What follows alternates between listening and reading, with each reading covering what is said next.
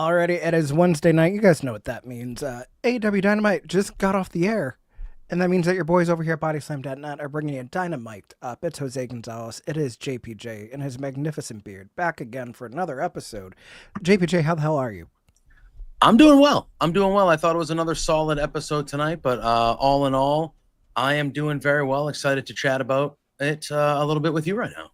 Yeah, I mean, we got plenty to talk about. I mean, they really made sure to maximize every minute they got this week, which I'm not mad about because we also finished at 10:05. So, hey. Yeah, it was a little bit of an overrun, but nothing too, they didn't go to commercial at 10:05 like last week. So yeah. I'm sure you were thrilled about that. Oh, I was just grinning from ear to ear. Words do not describe it.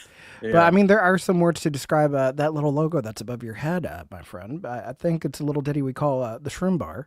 So it wouldn't just be a Body Slam podcast if we didn't talk to you guys about Shroom Bar. You know, the protein mushroom bar, it's made up of nut psychedelics with 4 powerful mushroom adaptogens. It has lion's mane, which increases focus, memory, and neuroplasticity, making it easier to form new patterns and learn new things. So, next time you're trying to learn how to do that TCM chicken wing and Toni Storms, it's going to stick in your head instead of forgetting it immediately. It has cordyceps, which increases VO2 max, blood flow, and overall endurance. It has reishi, which decreases stress. It has turkey tail, which boosts your immune system. And I know I'm going to need that because I'm going back to New York City in a couple weeks. So I'm trying not to catch bronchitis a second time, but alas. Maybe I'll have a Shroom Bar order by then. And, the whole 12 grams of protein right on top of that ain't so bad either. But if you guys want to try out Shroom Bar for yourselves, go to eatshroombar.com, use code BODYSLAM, get 25% off your first order. Everybody wins. You're getting full. You're getting swole. You're staying a little safer. But yes. And as always, if you guys are interested in sharing your thoughts, by all means, chat along wherever you're watching this. If you're on the YouTube and you want to make sure you get to pop up on the screen, give us a little slam chat. Supports the channel, supports the team. Make sure you're heard loud and clearly. Whether you want it to be remembered on the internet or not, it will. So be wise. But, I mean, speaking of words that'll last forever because it's the internet, I mean, we were off to a pretty hot start tonight. Not too much talking before our first match, but we did have a little bit of a backstage segment with our world champion Hangman Adam Page and Renee Paquette just before he's getting ready to face off with Wheeler Yuta, which actually gets interrupted by a little Casino Gauntlet winner in MJF. JPJ, if you want to take that one away. Yeah, so... Renee catches up with Hangman on his way to the ring. She asks him about his match that he's about to have with Wheeler Yuta. MJF interrupts and basically says, "Hey, cowboy, I'm going to beat you for that championship without even having to use this contract." And Hangman pretty much interrupts him and very sternly says, "You're not going to get a shot unless you use that contract or you earn a shot. And you're a child, and we both know that won't happen because you're a child and you're a gutless coward." Then he just walked off. And that was it. And MJF, with that menacing stare, was left in the back to his lonesome.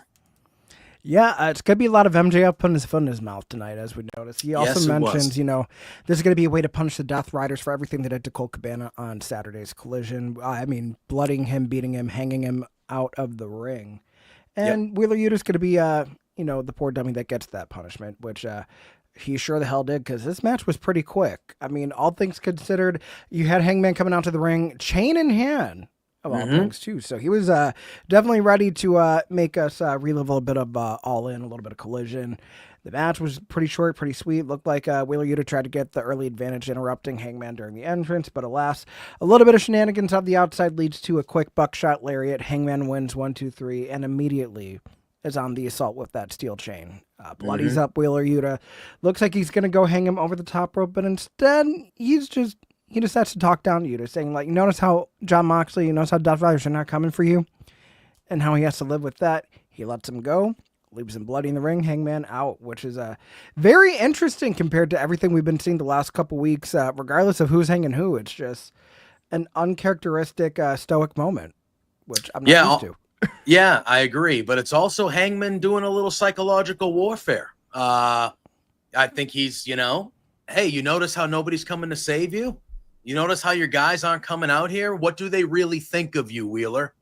Because if they really cared about you, they'd be out here trying to save you. But they're not.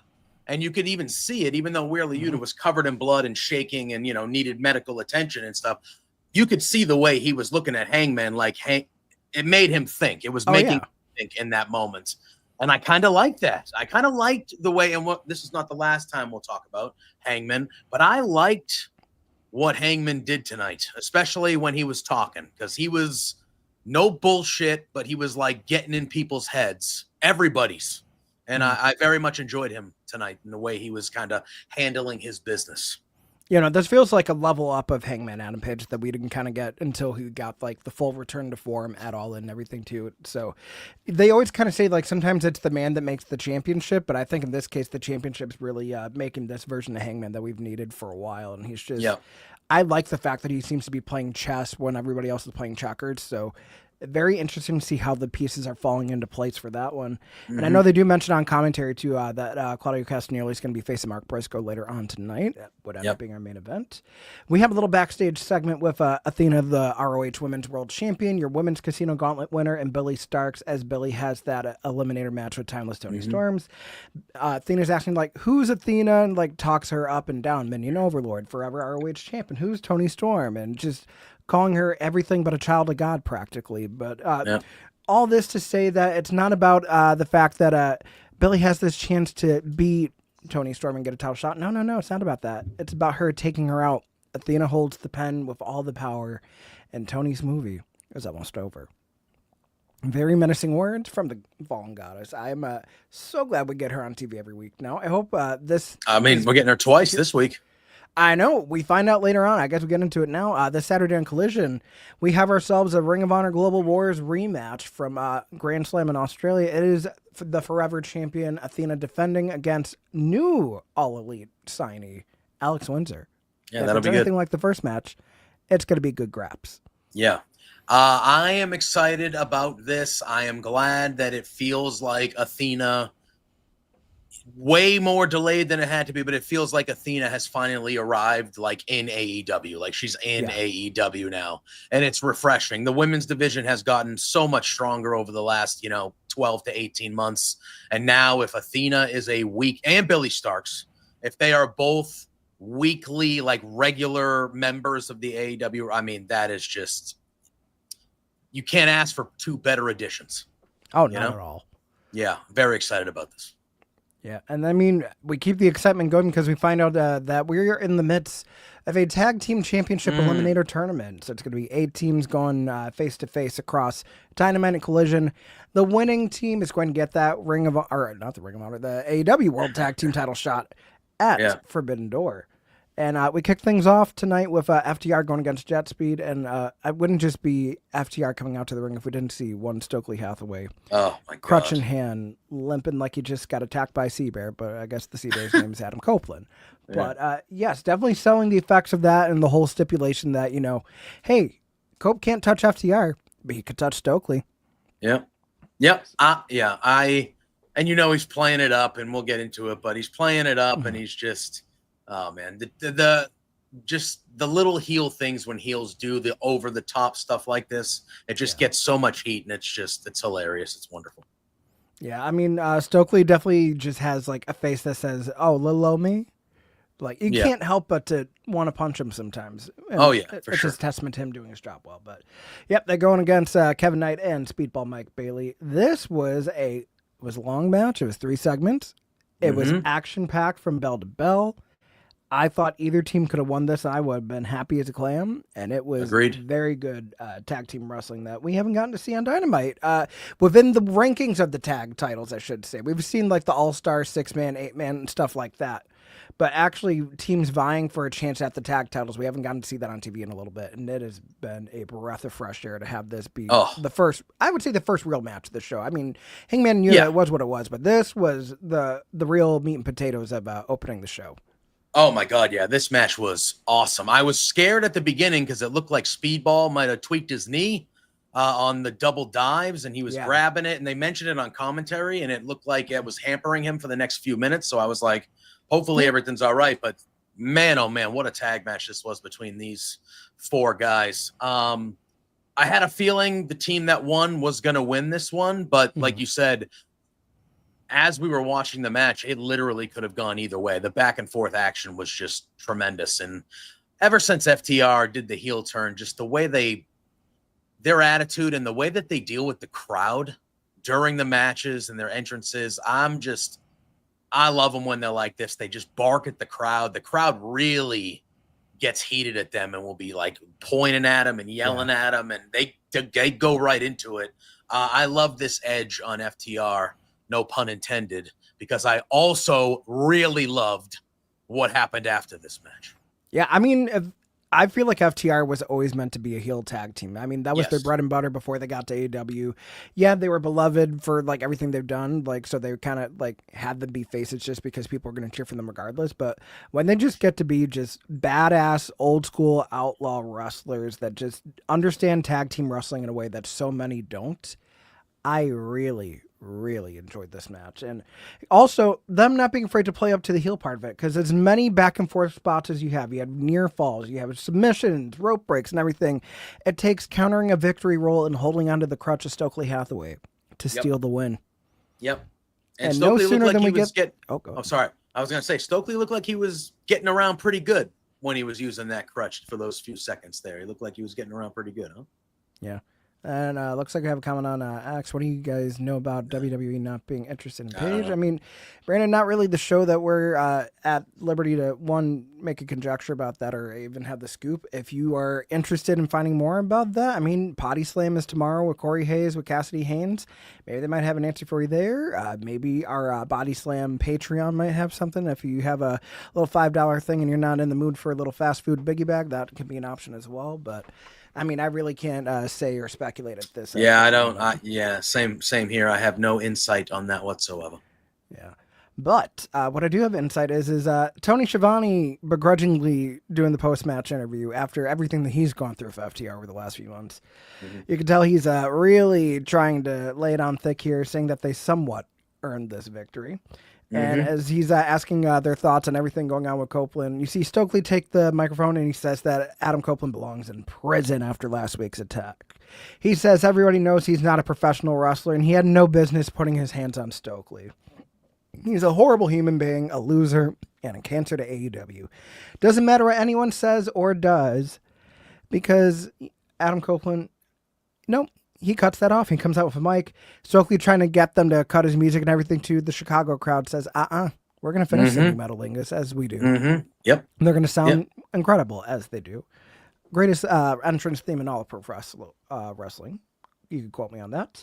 And Cope says, he forgot that he can't be in the vicinity of FTR. And he admits that. But he did mention that he made a business deal with some gentlemen. And, they can come down to the ring and do what he can't do. And it just so happens that they are in the business of hurting people. Loved it. Enter your AEW World Tag Team Champion, Shelton Benjamin, Bobby Lashley, accompanied by MVP of the Hurt Syndicate. It's just immediately bedlam. You have them fighting in the ring, fighting out of the ring. There's chairs, there's referees. People are somewhat getting pulled apart, but not really. It looks like Adam Copeland has Stokely in his sights yet again for another spear. But before he could connect, Stokely, ever the coward he is, shoves off an innocent security guard. He eats the spear, and Stokely somehow hobbles out of the ring as if nothing ever happened. Yeah. I think my favorite part throughout all of that is as they're brawling outside of the ring, you just see Stokely cowered in the corner, clutching his crutch like he was waiting to jump into someone's arms because he's so scared. Yeah. I loved this. I loved, babyface Adam Copeland making a business arrangement with bad guys, the Hurt Business, to take care of Like, I just love that dynamic of like, hey, it doesn't matter if you're good or bad. Business is business.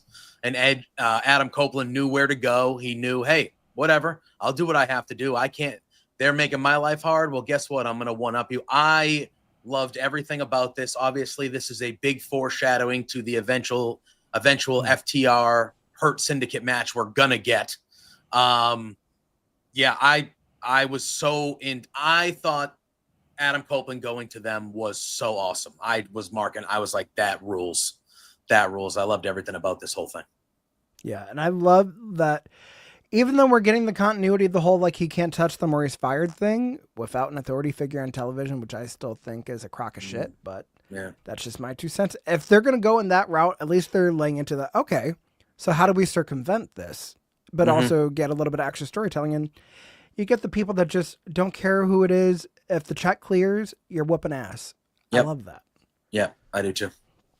And of course, backstage after that, we do see Kip Sabian, we see Shayna Wayne, we see Nick Wayne. And they're talking about, a rhetorical question of what's the point of taking risks with no rewards? And they mentioned that now is the time. They explain what they did to Christian Cage and why they kicked him to the curb. He said it's time for them to back up their words physically. And this Saturday in Collision, they're going to do just that because they say they're getting ready to show what they're capable of without a patriarch and what they're capable of uncaged.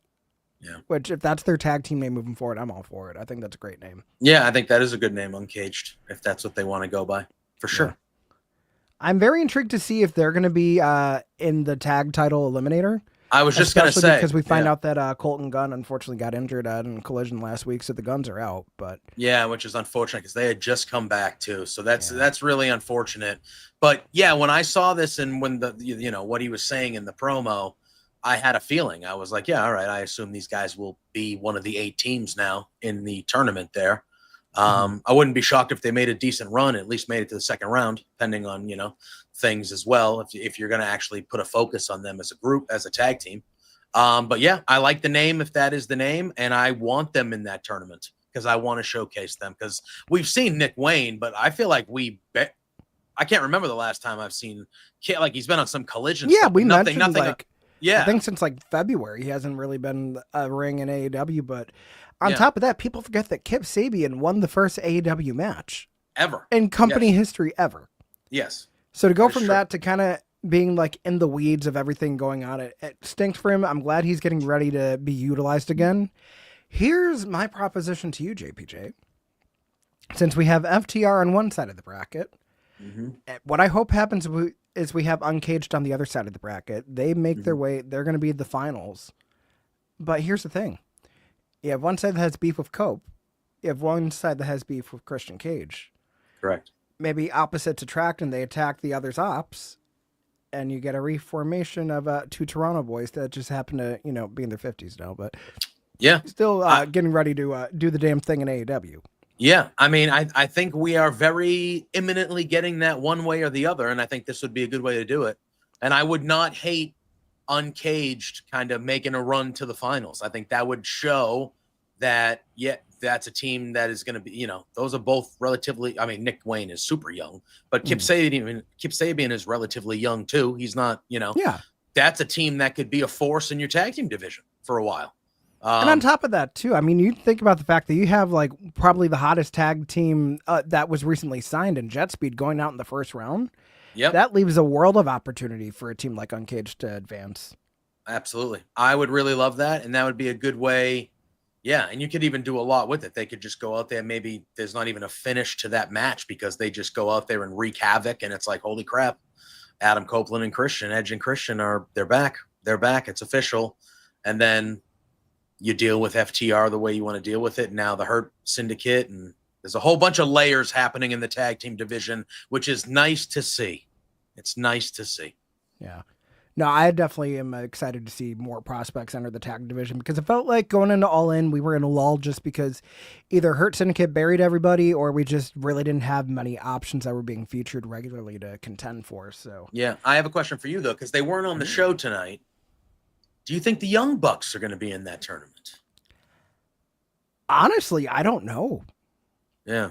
I think it would be interesting if they were, but here's my thing. I don't think they're going to go past the first round if they are. That's what I'm saying. I think they'll lose. I think they will lose in the first round. I think they're going to be going on a slump, the bum-ass Bucks. Yeah. SRS. But, because obviously they didn't really, they only showed the teams of the match that was tonight, right? So we don't really know the rest of the teams. And I'm like, I feel like the Bucks should enter that tournament because they want to kind of get out of the bad stretch and kind of, let the people know that they're still the Young Bucks. And then if they lose in the first round, it just adds on to everything that's going on there. But yeah, I kind of hope they're in it, but I was wondering if you thought they would be. I'd say probably they will be, but they're going to wait till the end to actually announce them, and they're going to go out in the first round. So that's just my little theory there. But I mean, alas, we will find out in due time. As we also come back from the commercial break, we do see a little bit of a vignette with John Moxley and Marina Shafir. Looks like he is realizing the errors of his ways after All In, JPJ. Yeah, I mean, he talks about the match. He says, Hangman showed up in a way that he never showed up before at All In. He took care of business. And Moxley flat out admits it. He says, I lost the match. There's no reason to be a bitch about it. That was kind of the line that everybody was floating around, So he says that. He goes, it is what it is. He goes, I'm celebrating the fact that Hangman dug deep inside of him and found that next level to get the job done. He goes, we saw the Hangman that walked into all In, but tonight, by the end of the night, we're going to find out what Hangman walked out of All In, kind of foreshadowing what might happen at the end of the show. So good, another good vignette from Moxley. When these are good when they do them, like he always hits in these. Yeah, no, I thought his delivery was great. The only thing that I noticed, and I don't know if you did too, there was a pop-up in the corner that said "Still to come: Hangman versus Wheeler Yuta." Yes, I think that was a mistake. Yeah, so I'm assuming this was pre-taped, maybe. Well, and it was definitely pre-taped, but I thought this was supposed to air before the opening match. It felt like, once that popped up, it felt like it would, unless the original plan going into the evening was not for that match to open, and they just never went back and changed that part of the recording or whatnot. Yeah, that felt very weird because clearly that match had happened, at this point, 45 minutes earlier. So yeah, I mean, beats the same hell out of me. So yeah. But all in all, it was very clear in this vignette that it felt like we were getting Hangman and Mox again at some point very soon. Yeah. So that was the vibe. So I will say I thought my vibe was going to be more Forbidden Door, but we'll soon find out. Although not the only promo we get, because we do get Tony Schiavone still in the ring, although this time he's fully happy because FTR ain't there. Instead, we have one of the men that freed us from the EVPs at All In. Mm-hmm. It is one Will Ospreay who comes out. The crowd is adoring him, as they do. And Tony mentions how it's good to see him out there on his own 2 feet after the way that the Death Riders took him out at All In. Mm-hmm. And he didn't mentioned that he didn't think he was going to come in on his own. He surprised everybody in the back was showing up. They were happy to see him because he was moving on his own. He mentions that he's been struggling with neck issues over the last 10 months, but it's not anything to do with the medical team. He puts the medical team over. He praises everybody there. He says that he held it close to the chest because he wanted to make sure that he got them over that line to make sure that the AEW World Championship was out of the hands of the Death Riders and into Hangman. So I can definitely empathize with that, seeing everything through. I mean, considering how necks are in wrestling, that's kind of scary that he held that on for 10 months. Yeah, without telling anybody. He didn't look it, I'll tell you that. No, it didn't look like it was affecting him in ring. Like, it didn't. He was still the Will Ospreay we all know, in that ring. That's scary, man. When you're talking about neck stuff, we've seen it. That's very scary. So I don't think that was the smartest. And, he seemed like he knew the way he was talking, like he knew it wasn't smart. Not the smartest thing, but I respect the fact that he was like, no, I need to get through I need to make sure that world title is out of the Death Rider, back with us, kind of thing. I thought this was really good from Ospreay, this kind of whole thing.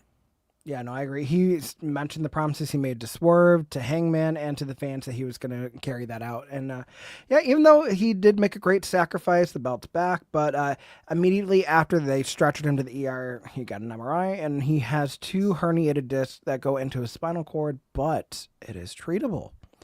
And I will say the timetable on this was a lot quicker than I thought it was going to be. I was thinking he was going to be out for close to a year, but no, he says with the right treatment and therapy, it's looking like he should be back by Forbidden Door in London, which is insane to think that in a month you can heal your neck to that point. But hey, he says he loves Swerve. He thanks him for everything he did.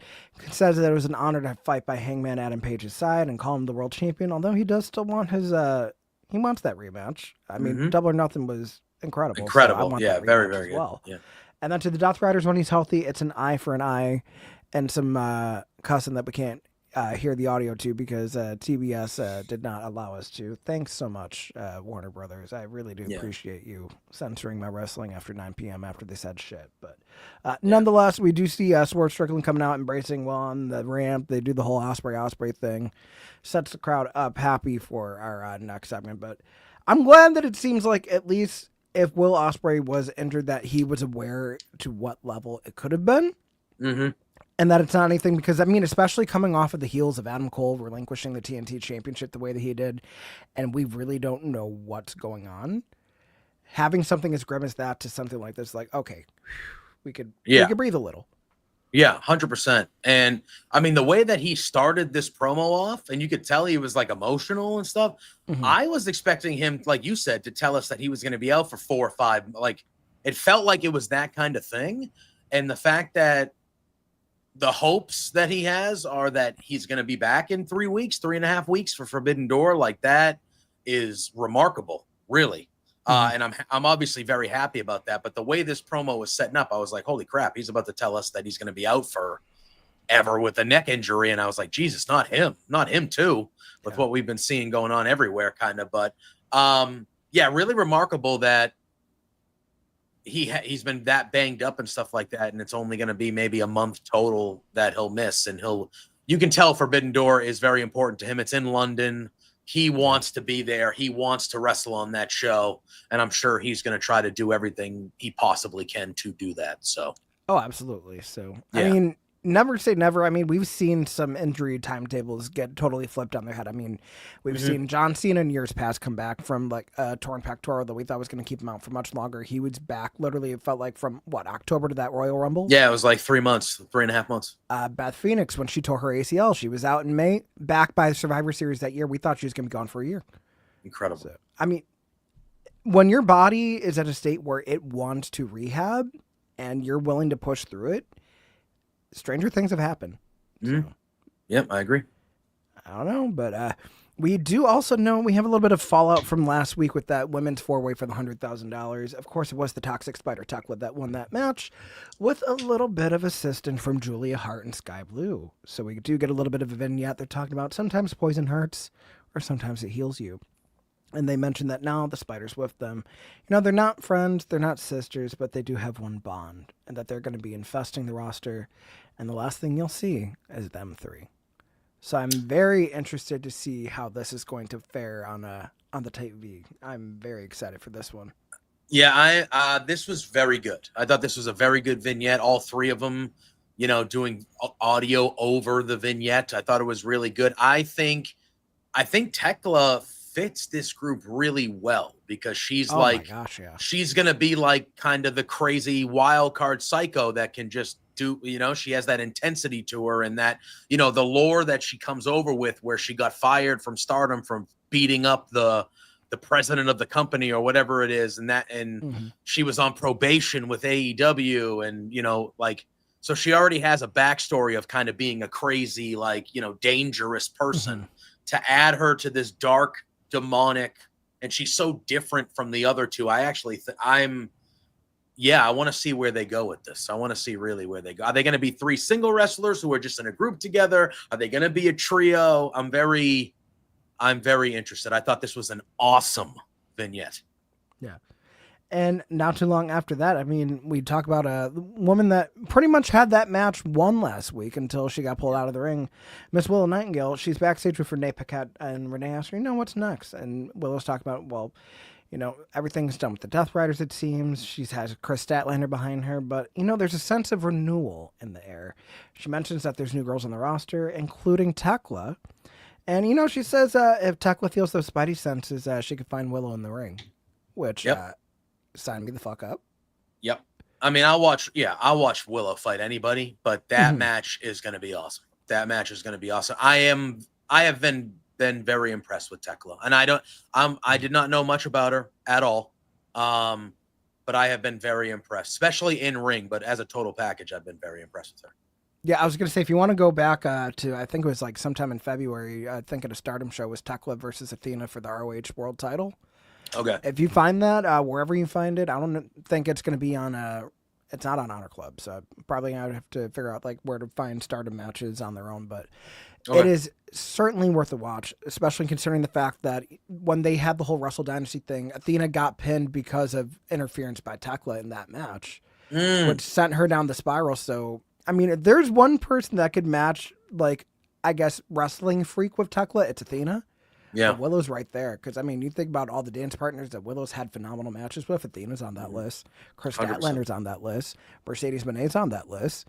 I mean, I can't recall a bad Willow Nightingale match, and I don't think we're going to get one with that either.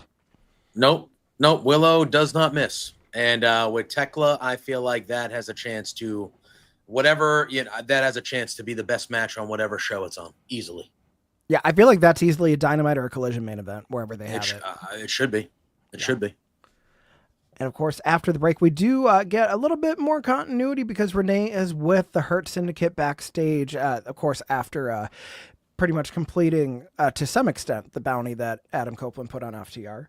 And Renee, she wants to get down to it. It's like, what's the relationship? As MJF storms in, like the hothead that he is, like, yeah, what gives? Like, what is that relationship? I had to fight my way into the Hurt Syndicate, and now you got Adam Copeland. And then, MVP cuts him off saying, hey, we're in the business of hurting people, and he paid for the business. And then MJF saying, well, what about the business of getting his world title back? To which, politely, Hurt Syndicate excuses Renee from the locker room, and immediately Bobby Lashley, my man, shoves MJF against lockers and basically says, like, we don't have to help you with shit.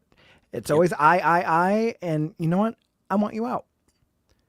Which is also, he should have never been in the group to begin with. I was stood by that decision, and it seems like right now Shelton and MVP are also kind of feeling that because they just walk away shaking their heads. So, seems like MJF is up shit's creek without a paddle, and he has no one to blame but himself. Yeah. Didn't last long. Didn't last that long until they got fed up with him. But I think Bobby Lashley is 100% in the right. We kind of knew it would go this way with MJF. We all know who MJF is at this point. You knew this was coming. I was shocked it even got to the point where he got in. The fact that he got in, 1, and 2, that it lasted after All In. Yeah. But and I like this a lot. I like Bobby not giving two shits about, no, all you care about is you. We don't have to do, and like you said, we don't have to do shit. We don't have to do shit. Like, we let you in here. You don't run things here, and you're out. And I don't think he's officially out yet. But it feels like that this is going to come to a close rather quickly. Yeah, in due time. But nonetheless, we are back from another break. We have our ROH Women's World Champion Athena in the Opera Box. Because up next, we have ourselves a little AEW Women's World Title Eliminator matchup. Timeless Toni Storm versus the Minion, Billie Starkz. And I do like that Excalibur on commentary did elaborate. Like, yeah, it's an eliminator match, but ultimately, Athena just wants Billie to soften Toni up. It's not necessarily about winning and getting her own title shot, which is definitely makes sense for the Minion Overlord to be like, hey, not too much now. I want her down. I don't want you in my business. So and even the promo earlier on in the evening, when Billie Starkz was talking about the match, at first she did say, I'm going to beat you. And Athena was like, no. She was like, you're going to take her out. And, that was kind of, and you could tell Athena was watching from above the whole time. And you could see throughout the match when Billie would do some good stuff, she would like look up at Athena for to see Athena smiling or see some sort of approval. So it was good. I was looking forward to this match all week, and I thought they delivered. Yeah, no, we need Billie Starkz on AEW TV more often. So She's good. such a breath of fresh air to the division.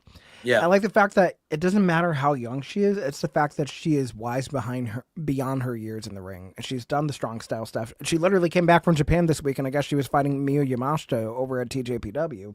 Yeah, which I mentioned on commentary, but it's just crazy that Billie's. I don't think she just turned 21 or if she's turning 20. She's 20. They said she was 20 on commentary, so she's. Yowza. So when you think about it, you got Billie Starkz in the women's division, and you got Nick. You got these two 20-year-olds. Nick's 19 even. You got these two young like these, and they are both like you said, like well beyond their actual prodigies. Age. Yeah. Like, we're not saying that crazy. Like because it's a buzzword. It's literally for their age to compete at the level that they compete at and do it well. Yes. It's no small feat, but I mean, this was a good back and forth match. Toni had an early little bit of a flurry. Looks like she was going for some roll up. She had a big monkey flip in the corner. She went for a second one, but Billie, takes her down to the apron with a big chop, and then goes to dive out, and she does.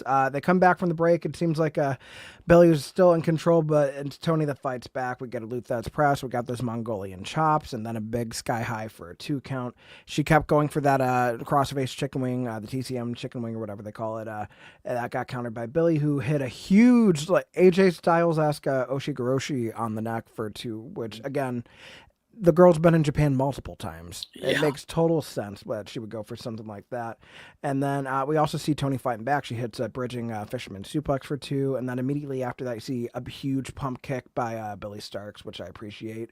And then Billie has her up on the shoulders. She's going for her finisher, the Segoy driver, where she has her in that electric chair and just drops her forward on the back of her neck. But no, got countered. Victory rolled for a 2 count. And then a huge German by Toni. And, the big running hip attack goes for Storm Zero, but somehow Billie is able to reverse it. And then it seems like there's a 2.9 on a kick out. It seems from that roll-up attempt by Billie, too, which I appreciate. So it looks like there's definitely that sense of, oh, shit, I almost let a rookie beat me. And not even just that. Billie's like, oh, shit, I almost went too far on that one, too. Like, yes, still trying to win, but ultimately, I don't think that's going to be the level of wear and tear that Athena was looking for, which I appreciate. But eventually, Billie goes for a swanton, and Toni gets the knees up. She locks in the chicken wing, and Billie taps out. But immediately after the match, before, Toni can do Toni things in the center of the ring, she gets smacked upside the head with the women's world title belt by Billie Starkz. And even beyond that, she just dumps Aubrey Edwards out of the ring and motions for Athena to come down from the opera box, saying it's time. So Athena hightails it from the balcony down to the floor. She's swinging at everything with Toni. She hits her with the clipboard. She sends her to the steel steps. A Meteor hits her with the clipboard again, although it seems like this time definitely laid it in thicker. And as Aubrey Edwards is coming to in the ring, she's basically saying, like, dude, what the fuck? Why'd you do that for?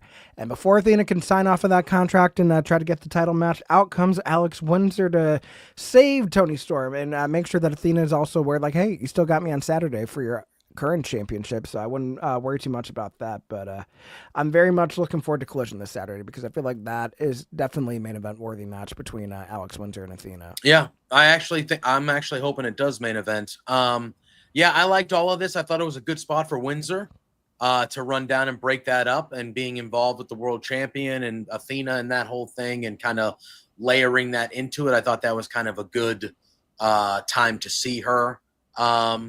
Yeah, I liked it. I liked how, Billie Starkz just tosses Aubrey out of the ring. And then once Athena gets back down there, they kind of need Aubrey back in the ring to kind of tease the cash in or the signing of the contract or whatnot. But I thought it was good. It was a nice little tease, broken up, leading to the match to give more intrigue to the Windsor Athena match for the ROH title on Saturday. I liked all this, and I agreed with your original statement. More Billie Starkz. More Billie Starkz, more Athena, more all of it. I liked it. Very much that. And also, the following that match, we have ourselves a little bit of a what was that? Y'all, this is why you don't work 13 hours the day before you come back to do another post show. But nonetheless, we have Swerve Strickland. Yes, the letters are in the right place that time. I swear to God, dyslexia. Going against Hechicero of the Don Callis family. And before Justin Roberts can even introduce Hechicero, Don Callis takes over. And it's just... Yep. Don Callis is going to Don Callis. What can I say? Yep, it's true. Look he gets that heat.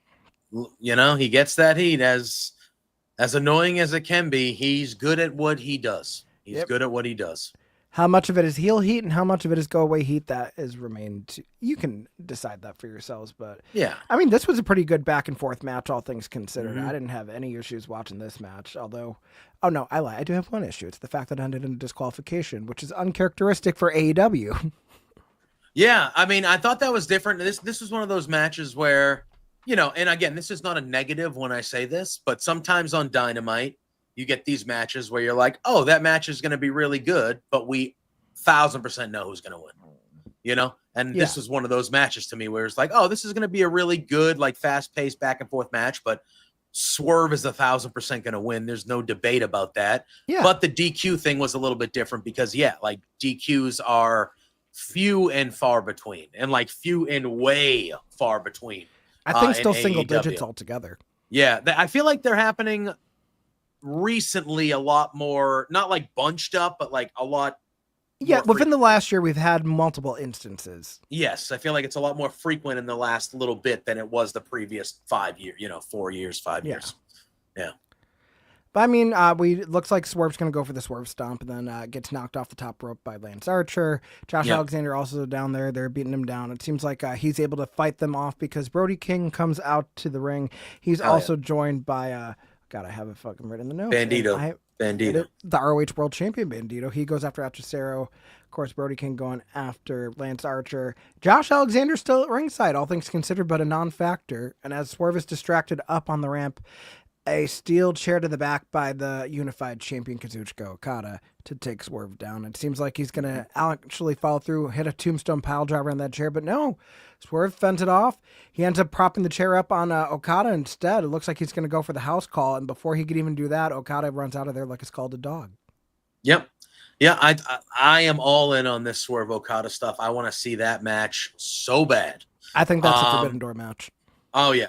Yeah, I want to see that match so bad. I think that will be match of the year quality with those two guys. I'm very excited about this. It feels like it's Swerve against the whole Callis family, which is usually the case when this type of stuff happens.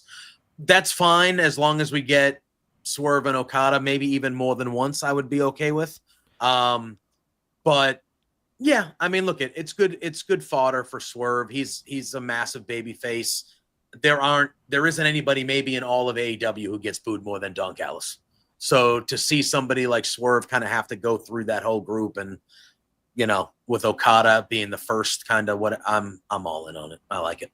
Yeah, and also of note that you mentioned that because, I mean, Tony Khan did elaborate after Okada won the title that, hey, you're the Continental Champion at the time, so that means that moving forward, you're going to have Continental Championship rules, so nobody at ringside.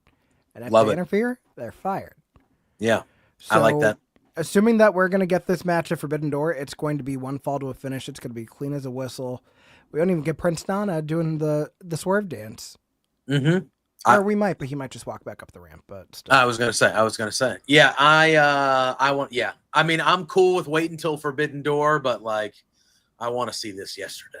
That's where I'm at with this. I'm very. When they did the face-to-face last week, I was like, oh, that was not on my radar, and I was like, okay, yep, I need this now. Yeah, I didn't think we were gonna go there either, but I mean, all things considered, with the current world title picture. Oh, I mean, we talk about how the unified title is supposed to be like 1B to the world title's 1A. This doesn't feel like it's a lateral move for Swerve. It still feels like he's going up, which I can appreciate. Yes, I fully agree. And, of course, we get a flashback to Collision from last week. We have Ricochet, who defeated AR Fox, and then immediately after that, you saw the Gates of Agony defeating the Gun Club, Brian Keith and Big Bill and the crew, and that $200,000 four-way for the tag teams. Alicia 2 backstage with them, and as she's getting ready to talk with them, apparently it's just GOA now. It's not even just GOA. You know what? Fine by that. Ricochet doing Ricochet things, cutting her off twice, mentions how they had those 2 victories back to back. And not only that, the money they're going to invest that in their quest for gold. They can either respect them or fear them. And that's a demand. Mm-hmm. So, yeah, I like it, especially if they perform as a trios act. You put them in the trios division. I'm good with that. Or if you want to just keep them as a tag team and Ricochet as there's a lot of ways you can go about it. You can go about it either way. I like the GOA move. Kind of gives them a little bit of different vibe to their characters now that they're with Ricochet. They're talking, they're talking in these vignettes and promos and stuff. Yeah. They're giving them speaking parts, which is good. So I think this is one of those things where they're pairing them up with Ricochet and this tag team that's been good for a long time. You can kind of develop more as a character with this group. Yeah. And I think that's what we're going to see. And I think so far it's been I'm intrigued by the group. I think it's a really good pairing. When you see them on the screen together, it looks like it fit. Like, it looks like this is a pairing made, Yeah, which is crazy to think, because at first when they were talking about how Ricochet's looking for partners, I don't think he needed it at all at the time. But I think his level of just unbearableness and just the level of physicality that GOA brings, I feel like it's actually worked out rather well, because you're seeing Khan come out of his shell a little bit more. It feels like we're actually going to see some payoff for this stable one way or another. So I'm not mad about that at all. Nope. And on the Agreed. topic of payoff, I mean, we do finally get MJF in the ring for a promo, and he's still hot about everything that happened in the locker room earlier too, with Bobby Lash and everything. Talk about how he doesn't need Bob to get his world title match. And as far as that Cowboy goes, you want to call me a coward? He's the coward because he's not going to wrestle him without executing that contract. But it doesn't matter. He'll beat him fair and square and get that belt back around his waist. And no sooner than that, out comes one Mark Briscoe, who is still hot on MJF's heels after that All-In Casino Gauntlet match. So, golly. Yep. And I will say, Mark Briscoe on the mic is still very much an entertaining listen, because now we're moving past just Mark Briscoe being funny and everything, which, yeah, he'll still get his stuff in with that. But now he's getting pissed. He's getting serious, and I like that. I do too. And, some of the remarks that we'll probably go through here, but with MJF kind of leaning in and saying, nobody believes you're a top guy. That's very tongue in cheek, because I think that Mark Briscoe is actually on the road to becoming one of those. I think this is like the next level for him to ascend to the top of the roster. And MJF is the perfect guy to kind of send him that way. And I think that they've nailed this whole thing since it started with MJF and Briscoe.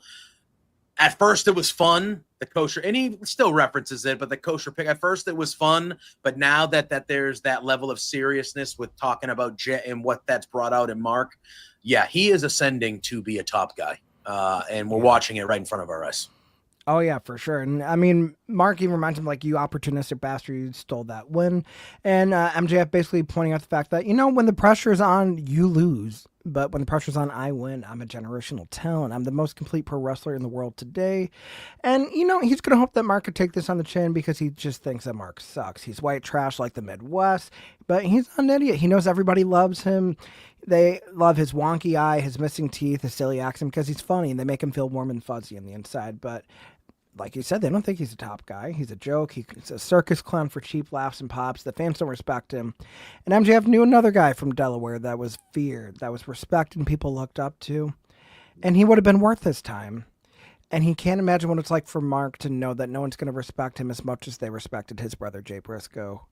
And Mark storms into the ring, and MJF storms out of the ring. Yep. And so it's about right. It's about right. Talks crap. Mark's going to come whoop his ass. MJF's like, nah. We'll save that for another day. So typical MJF. I thought this was good back and forth between them. I liked it. I want to see these guys go at it again.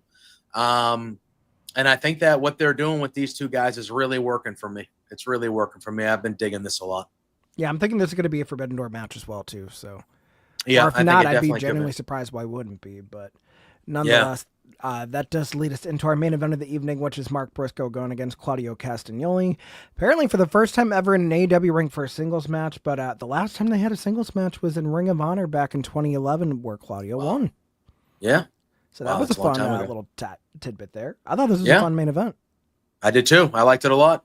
Again, I've been saying it for a long time, and Claudio is all world, obviously, as well. But I love Mark Briscoe, man. I love Mark Briscoe. Everything that he does, I am in. Like, he has me fully captivated, fully entertained. His matches are always a blast. That guy gives 110%, 100% of the time. Yep. And there's no half-assing with Mark Briscoe. And this was a fun, good back and forth main event that obviously kind of we'll talk about what happened, and how it went. But I really liked it. And I like that the whole thing felt like it was back and forth. Like they were chopping each other to death the whole time. You saw like a bunch of different counters and everything. You saw, I think it really was towards like the latter half of the match where you just see Mark finally get to land that dive on the outside to Claudio. Then he hits a huge elbow drop off the announce table. And then that running blockbuster too kind of sent him into the ring. Looks like he's going to go for the Jade Driller. And then Claudio, nope, he counters that and everything too. So really a back and forth match that ends with, a small package of all things. But I'm okay with that. We're talking about two former Ring of Honor world champions, people that have known each other for the better part of 2 decades almost with their experience in the ring. So it definitely makes sense why they're so evenly matched. And I mean, ultimately losing in the main event to a small package ain't anything to frown about. And it also adds another layer to the whole Death Rider is not really on a winning streak since All In. Yeah, absolutely. Immediately following that match, we see Marina Shafir. She's in the ring. She chop blocks Mark Briscoe. Then you see Mox come out. You see Wheeler Yuta all bandaged up coming out with a steel chair. And then from there, you have Claudio giving Mark Briscoe gourd buster out of that chair. Mox has a microphone basically talking shit about Hangman, basically saying, oh, God, what the hell did I just have in here? Yeah. Make sure that no champion's comfortable. And then, of course, that leads to Hangman coming out very poised with a microphone as well, too, which I appreciate. It's just not, I'm not running out there kick your ass. I'm like, I have what I want. Yeah. I'm here to put you in your place. And I love, and they made a point to talk about it on commentary.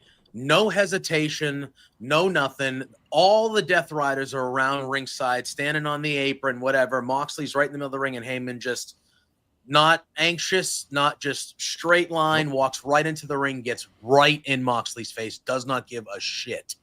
Loved it. And then I loved what Hangman said. Yeah, I do too. He said, you lied about me not wanting Texas death. You knew I wanted Texas death.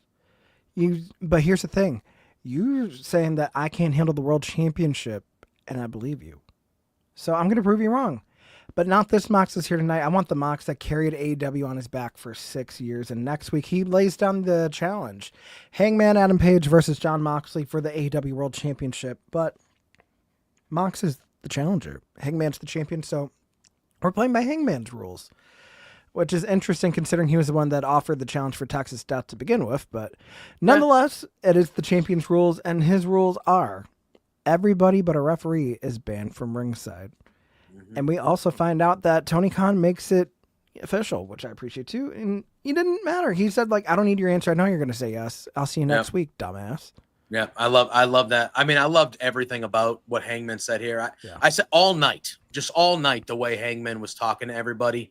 I thought it was awesome, but yeah, I love that last line. Also, lest we forget Darby Allin in the crowd distracting Claudio for a second. Yes. Standing there. Yes. Yeah, I love that last line where he's like, and I know your answer is yes, so I'll see you next week, dumbass. And Moxley's reaction to that when Hangman turns around and leaves, Moxley is so pissed because he knows he can't do anything, and he knows that Hangman's not scared of him. Yeah, and it looks like the rest of the Death Riders are like foaming at the mouth, like, what the fuck are we gonna do? Yeah. This was really, really well done, and to get an AEW World Title match that's very rare. Yeah, that's very rare. So that's a big deal next week. That's and a straight up singles match at that, because last time it was when Samoa Joe and Mox were in the steel cage, and that was like a special spring breaking episode of Dynamite. But no, this one's just regular old Dynamite. Nobody at ringside, one fall to a finish. Who's going to be a true world champion? I am looking forward to talk about that next week. Oh my God, I cannot wait to talk about it after that. Yeah, it's always exciting when the world title's up for grabs on free television, and with those two guys in a straight up wrestling match, something that we don't see, at least, we don't see straight up wrestling matches a lot with the Death Riders and kind of everything that's involved with that. I am very much looking forward to that. It should be tremendous. Which is also crazy to say because you think about who's in the Death Riders. You have like technical wizards with Yuta, with Claudio Castagnoli, Marina being the shoot fighter, Mox being as seasoned as fucking impossible. Like, this is going to be a great match next week, and I'm excited. It's in a hot wrestling crowd like Chicago, so they're going to give it all the time in the world. They're going to give it all the love in the world. Can we just get to next week, please? Yeah. And it feels like they know, next week is the last week of this little mini, residency. Whatever. Yeah, residency, and it feels like they're like, all right, Chicago, thanks for the residency. We're gonna send you off with a banger here, with this world title match. It's Do we coincidentally coincides with SummerSlam, go home week, but yes, this is how you do counter programming. You're not moving Dynamite to a special night, but you're giving them a reason to watch something on Wednesday, though. In between all the absolutely, if you can, and I feel like AEW has done this. When it's leading into a big WWE, they don't do the counter programming stuff that we've seen WWE do, but they were leading into WrestleMania week, and what they do, they had that bomb ass back-to-back nights in Boston where Mercedes and Athena fought and all that stuff. Like, so I feel like AEW really, really puts on like but like they up the level of Dynamite the week heading into big WWE pay-per-views. And that's really what you do. If you can get people talking about you heading into a big week of theirs, That's what you want. That's what And you for want. what it's worth, they're not doing it to TNA anymore either, where they throw like a random battle on the belts on a Saturday Yeah. because TNA had a pay-per-view going. So, Yeah. how the tides are shifting, where it feels like, yes, AEW is definitely number two, like numbers wise and everything too. I mean, they just had a stadium show. They've been doing really well with international shows and everything too. Although they are very much aware of the fact that you have two competitors that are working together to try to outdraw them now. Yep. So it seems like competition in wrestling is back, and I'm all for it. Yeah. And it seems like, listen, and we are both people that watch all of this. We watch both, and we are fans of both sides of it. For me, my favorite wrestling company for the last 4 to 6 months has been AEW. Personally, I just think AEW has had a lot of momentum. I think they've had a great majority of the year. And they are, without question, my favorite wrestling product and favorite wrestling show of the week. And I think that, and MJF was doing an interview for Happy Gilmore, and he was asked about, and he said that he's never seen Tony Khan more focused on just like booking the shows, making great wrestling shows. And I think you can see it. I think you can see it. Like, I feel like AEW is in a very, very strong groove. They know the competition's out there, but I almost feel like Tony is in a mindset where he's welcoming it, and it's actually elevating him to, and everybody to be at their, I feel like this is the best they've been in a while. Yeah, which is crazy to think, because back in March after Dynasty, or no, it was April, but regardless, after Dynasty, that main event ending the way that it did, that, or even you could say it was Revolution too, when you have Christian trying to use that title shot and then failing the way that he did too. It felt like those two pay-per-view main events back to back, it felt like AEW was in trouble because tickets were starting to drop for a little bit. They really had to course correct to make sure that All In could be what it was. And I'll be damned if they have not been on an upward trajectory like we haven't seen in years from this company. And I'm all for it. Oh, I love it. I love it. This makes wrestling better. Yeah. When you have hot products everywhere. TNA just had their largest gate ever, regardless of how you feel about what happened on the show. They just had their largest gate in the history of their company. You have AEW, who is selling more and more tickets week by week like they're on an upward trend. WWE is obviously as hot as they've been. Like, this is good. It's all good regardless. And wrestling's in a good spot right now. And I just think that AEW in particular, they're riding this momentum, and it doesn't feel like they're letting up. And I've been really, really enjoying the product the last, particularly 3 or 4 months. I think they are, it hasn't been this cohesive and this strong week to week in a few years, I feel like. Yeah. And I feel like the big thing that's also been a huge standout with this year in particular is that it feels like I don't want to say for once, just because when we went into AEW in the early days, it was very much about like being the wrestling alternative, letting the matches speak for themselves. The storytelling that we've been getting with these segments, with the way that certain things are playing out, it feels like this has very much been a storytelling year for AEW, and they're knocking it out of the park. Agreed. And I think they found their rhythm to tell good stories, but make it, because I felt like there was a long while where the stories they were trying to tell, it felt like they were trying to be the other guys. Yeah. And just the way they were presenting things. And I feel like over this last year or so, they've told a lot of really good stories, but they've done it in a way that is an AEW, like it's their own style.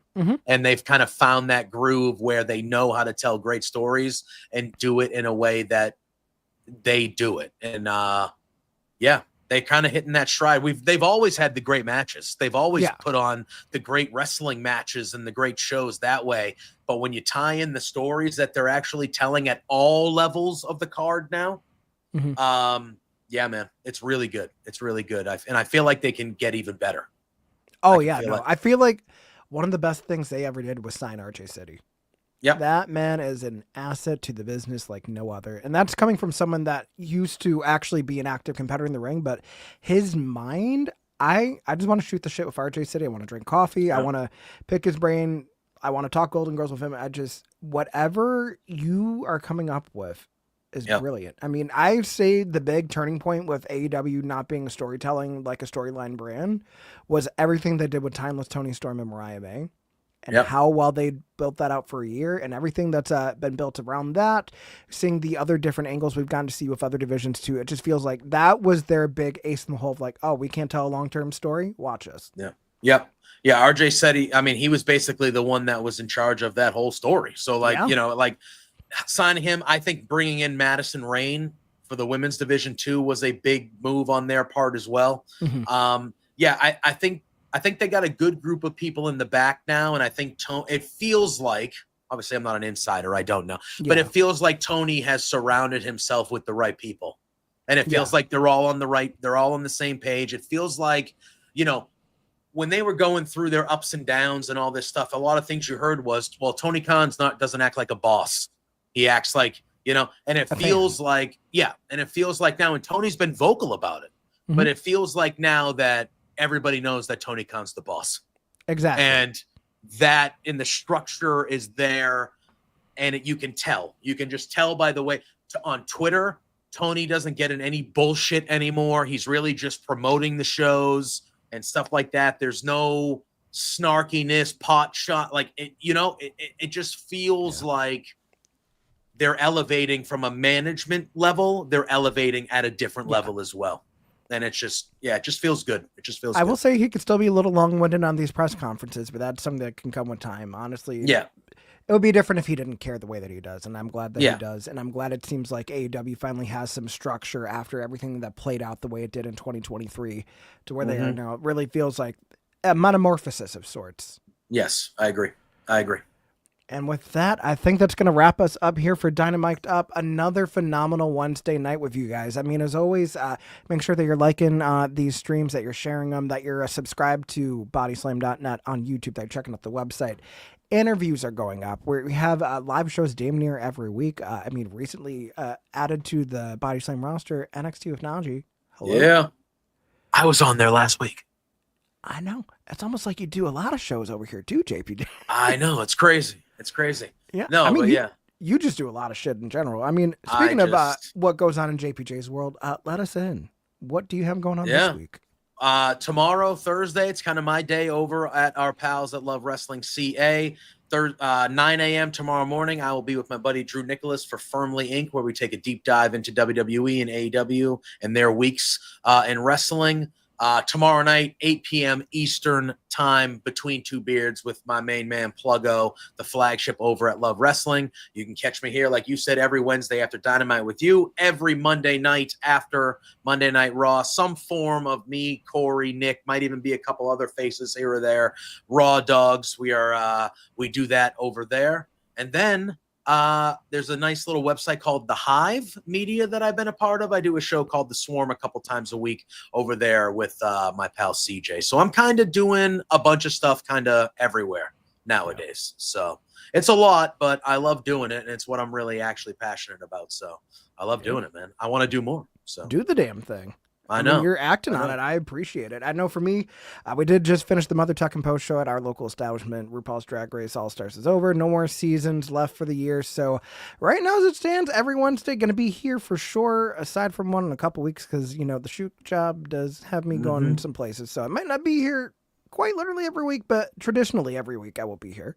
But aside from that, you can find me Jose in the Air everywhere. I'm going to have some stuff coming out later this week that I'm excited to share. So be on the lookout for that. Be on the lookout for if I'm going to be streaming on my own Twitch and all that jazz. But until then, we will see you guys next week for another jam-packed episode of DynaMic'd Up as we wrap up this huge Chicago residency with a World Championship match. And I can't wait. Me neither. I cannot wait. I think next week is shaping up to, it's going to be a massive, massive show. Do we think MJF teases a cash in maybe? Honestly, I don't. Okay. So I don't think they're going to do it on a Dynamite. If they do, that would be a swerve that I would not see coming from a mile away. So yeah.